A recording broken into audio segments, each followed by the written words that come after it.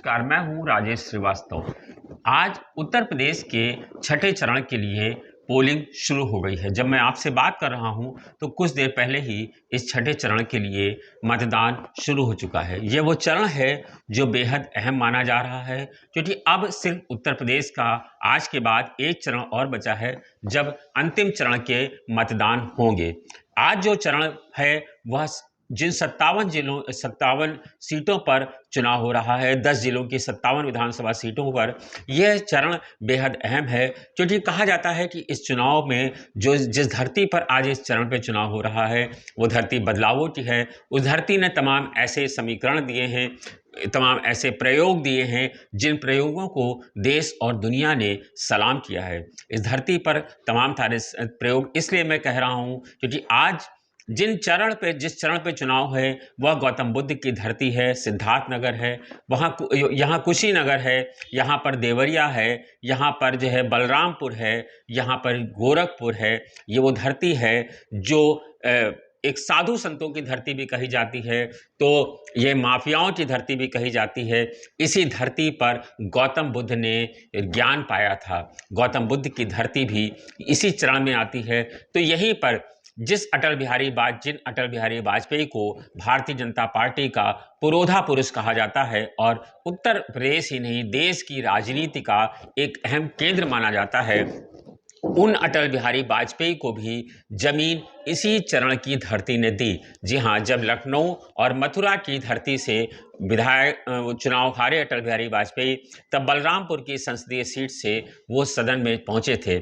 यानी वो धरती है जिसने अटल बिहारी वाजपेयी को पहचान दी, जिसने दुनिया को गौतम बुद्ध दिया है। ये वो धरती है, आपको याद होगा जब देवरिया की सीट से यहाँ पर जो है आचार्य नरेंद्र देव चुनाव लड़ रहे थे और कांग्रेस ने यहाँ से बाबा राघवदास को उतारा था, तो कांग्रेस से बाबा राघवदास ने आचार्य नरेंद्र देव को भी इसी धरती से हराया था। यानी ये प्रयोगों की धरती है जहाँ पर बहुत सारे परिवर्तन हुए हैं। इसी अटल बिहारी वाजपेयी मिले तो कुशीनगर से जो यहाँ पर जो है दुनिया को गौतम बुद्ध ऋषि मिले। इसके अलावा आपको आचार्य यानी ये साधु संतों की धरती है। इसी धरती पर मुख्तार अंसारी का भी वजूद है, इसी धरती पर योगी आदित्यनाथ का भी वजूद है। तो इसी धरती से ही हरशंकर तिवारी का भी वजूद है। यानी ये कहें कुल मिला करके कि ये धरती वो है जो देश और दुनिया को ही नहीं, उत्तर प्रदेश को भी तमाम सारी चीज़ें ऊर्जा देती है। और ये धरती वो है जिसने एक बार फिर से योगी जैसा महापुरुष साधु संत योगी आदित्यनाथ जो मठ से निकले हैं, उनको इसी धरती ने निकाल करके उत्तर प्रदेश का सूबे का मुख्यमंत्री तक बना दिया।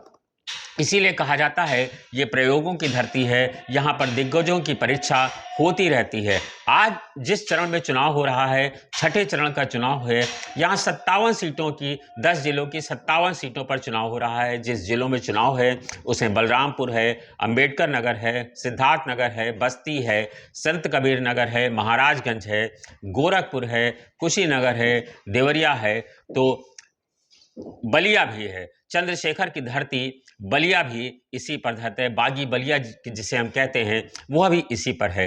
ये तमाम सारे प्रयोग जो मैंने आपको बताए हैं वह इसलिए जानने के लिए अहम है क्योंकि इस चुनाव में ये धरती तमाम सारे बदलाव करती है। तो क्या इस बार के चुनाव में कोई बदलाव फिर से ये धरती करेगी?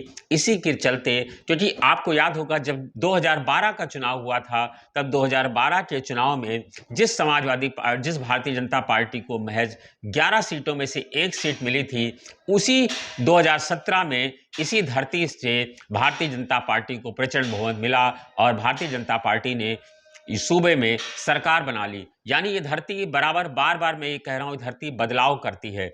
आज इसी चरण को माना जा रहा है सबसे अहम।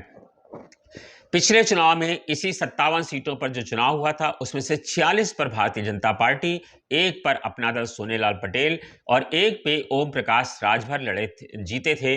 और बहुजन समाजवादी पार्टी को 5 सीटें तो समाजवादी पार्टी को 2 सीटों से ही महज संतोष करना पड़ा था, जबकि कांग्रेस के खाते में सिर्फ 1 सीट आई थी।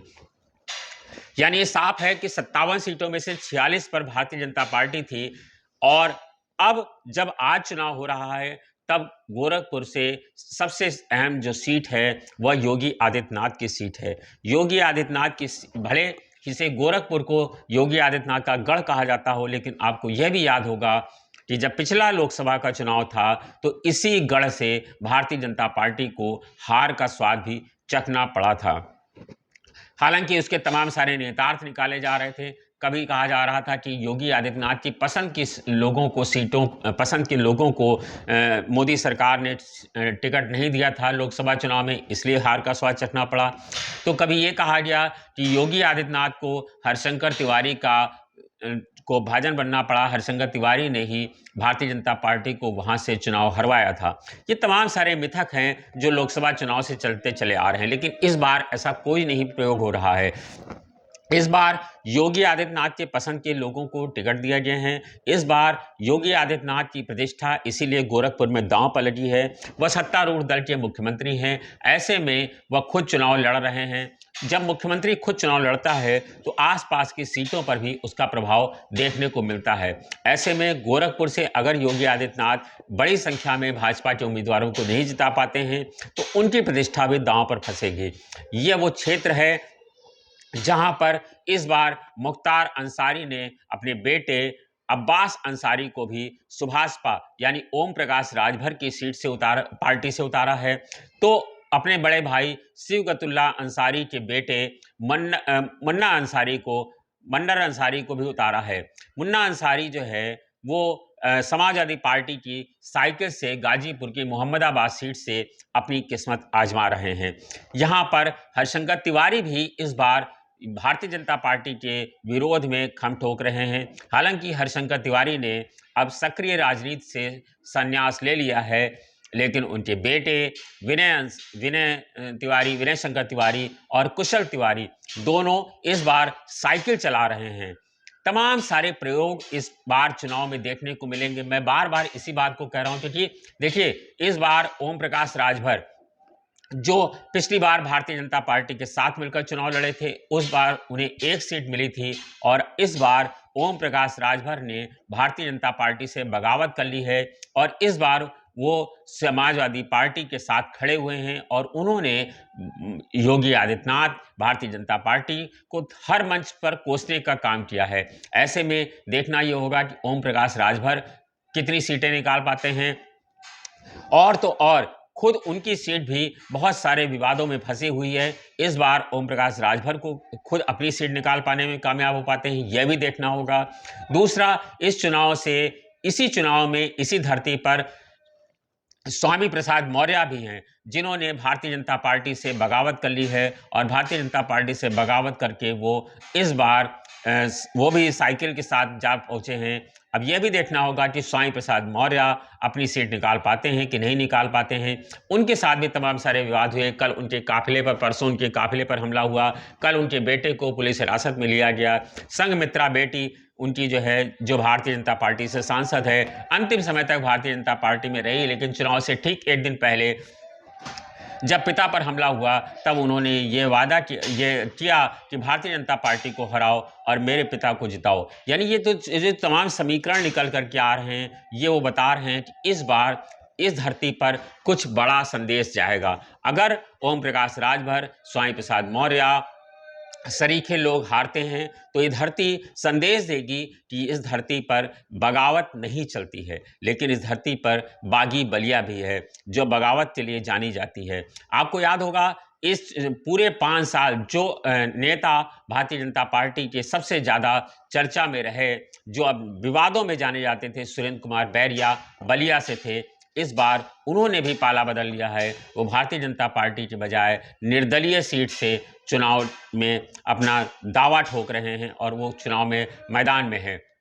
तो देखना होगा कि स्वामी प्रसाद मौर्य, ओम प्रकाश राजभर, सुरेंद्र बैरिया, इस तरह के तमाम सारे लोग चुनाव जीत पाते हैं या फिर नहीं जीत पाते हैं। ये 10 तारीख को जो परिणाम आएंगे वह पहले से बता दिया गया होगा। शायद यही वो धरती है जिसके बारे में फिराक गोरखपुरी ने लिखा था, बहुत पहले से उठा, बहुत पहले से उन कदमों की आहट हम जान लेते हैं, बहुत पहले से उन कदमों की आहट हम जान लेते हैं, तुझे ए ज़िंदगी हम दूर से ही पहचान लेते हैं।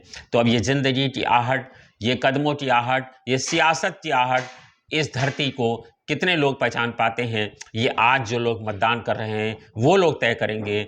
अब जब वोट डाले जा रहे हैं, खुद मुख्यमंत्री योगी आदित्यनाथ ने वोट कर दिया है, तमाम सारे लोग इस धरती से हैं, तो अब देखना होगा कि इस धरती पर जो परिणाम आएंगे वह कितने सुखद होंगे, क्या बदलाव देंगे, क्या परिणाम देंगे, ये 10 मार्च को ही पता चल पाएगा। धन्यवाद, शुक्रिया।